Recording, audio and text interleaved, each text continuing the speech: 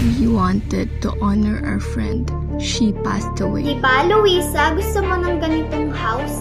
Eh di, pagawa na tayo para sa ating 5.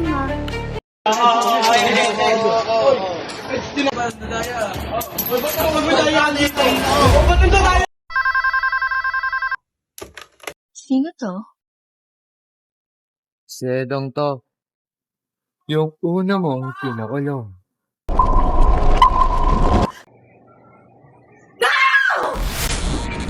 The past. 14 years ago. Pero sa street na to, nakita si Luisa Corner ng mga kaibigan niya. Patay. Last ang leeg. Always has a way of hunting us.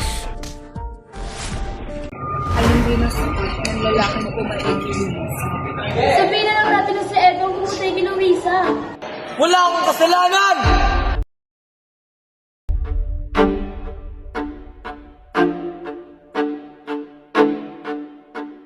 Nakabuo na kayo ng sari-sarili niyong buhay. Pinagsisisihan niyo ba na minsan niyong sinira yung sa akin? Oras na para lumabas ang totoo.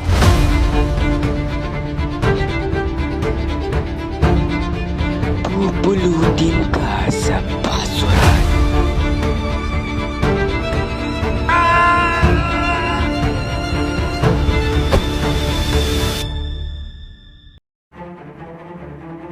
Hindi pa siya tapos sa mga dapat niyang gawin. Ang sabi ng mga bata, yung lalaki humabol daw sa kanila nakasuot ng kapat hoodie.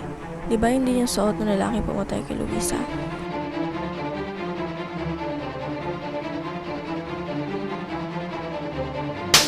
Stop acting like ako ang may kasalanan. Mamalino ngayon na sa paligid lang siya na alaman tungkol sa inyo. Pag may mali, dapat itama. Sa isa na ni Edong lahat ang pinagkala sa kanya. So that means, tayo lang isusunod din.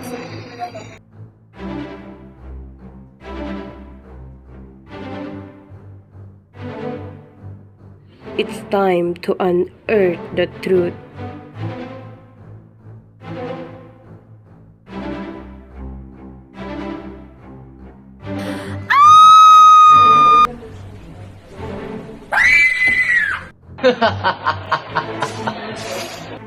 What lies beneath?